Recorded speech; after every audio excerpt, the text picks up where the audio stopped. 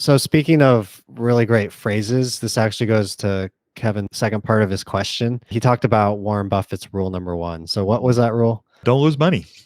Don't lose money. Rule number one, don't lose money. Rule number two, don't Don't forget forget rule number rule number one. one. So in the application of how he's talking about it, he's looking across his portfolio. And I think this is natural as you grow as an investor and you start to learn more about the stock market. You can start to look at your portfolio and it can start to look real ugly, depending on how long you've done it and how much you've learned and how quick that's happened. So, what are your thoughts on Kevin's second part of this question, where he talks about, on the one hand, not wanting to lose money on what he's picked, on the other hand, feeling like maybe he didn't make the best decisions on some of the stocks he has? Yeah, trying to decide when you want to get out and when's the right time to sell is arguably 10 times harder than when it is to buy, because so many of our behavioral biases kick in. Ideas like, I don't want to sell out because it could get back at some point if I just hold on to it long enough. There's also the idea that we feel a loss, two or three times more than we feel a win. So emotionally, it's more taxing on us to feel a loss than it is to feel a win. And those are just a few of the behavioral biases that we deal with when we're trying to make a decision about whether we want to cut bait and cut our losses, whatever phrase you want to assign to that. It's easily, I think, one of the hardest things to do when you're investing. So how do you go about doing it? These are some of the things that I guess I think about. So when I think about what's going on with the company, if I see something in the company that I think is fundamentally changed about the business, then I'm out. In other words, if it's a company that has always sold tires and now all of a sudden they decided they want to be in spaghetti, I'm out. We're done here. Not going to happen. When you see something that has fundamentally changed about the business, whatever it may be, then it's time to change. It's time to get out. Other things that could happen would be, let's say that there's been a management change and the person that has taken over is leading it in a direction that you don't believe is going to be in the best interest of the business as well as you as a shareholder. I'm out. Then, because the management, the people that drive the bus, they're really the ones that set the tone for what's going to happen with the company now and into the future. And if they're setting about bad foundation now, then it's going to make it even doubly harder to overcome in the future.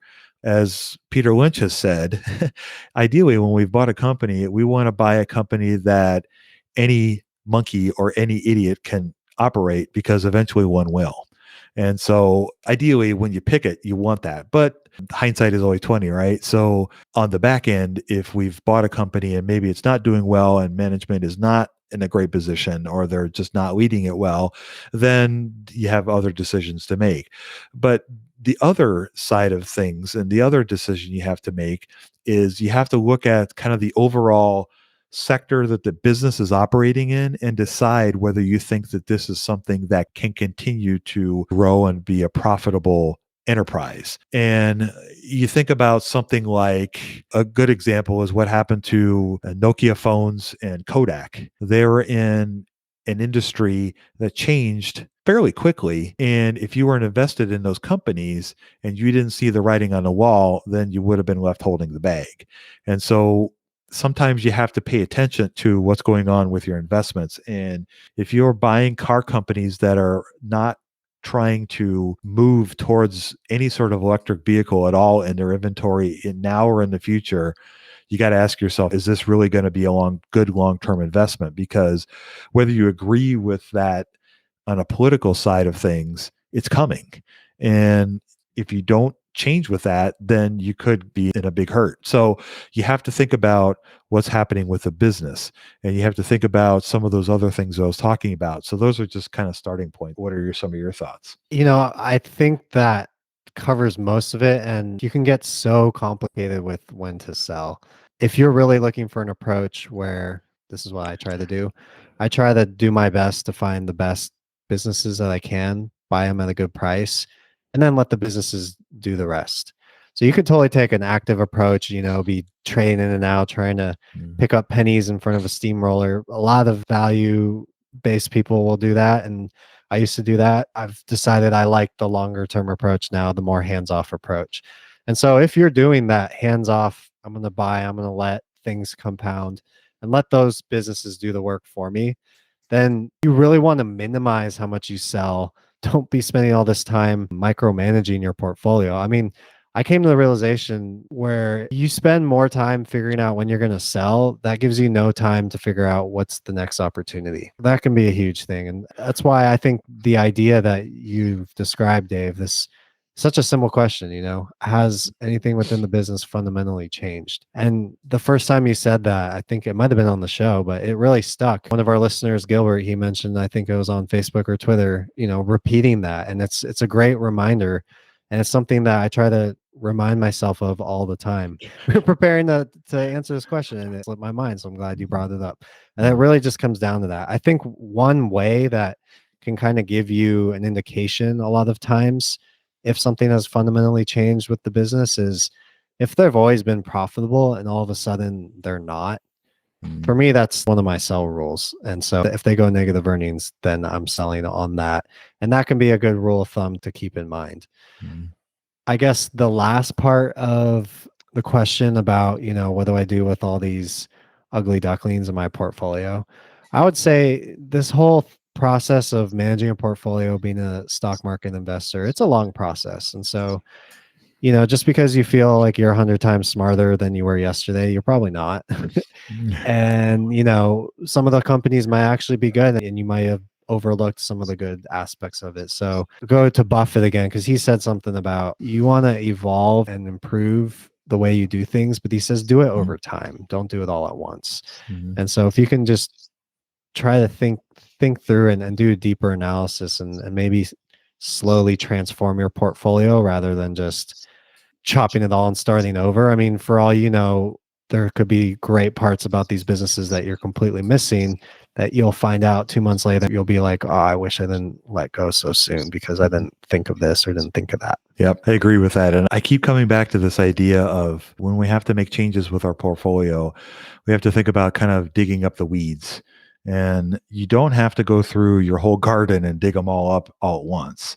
And I think a great practice to do, let's say that you have 4 or 5 companies that you're like kind of on the fence about, is when you decide to cut bait with one of them or 2 of them, is find some place that you can take some notes and write down why you're making this decision.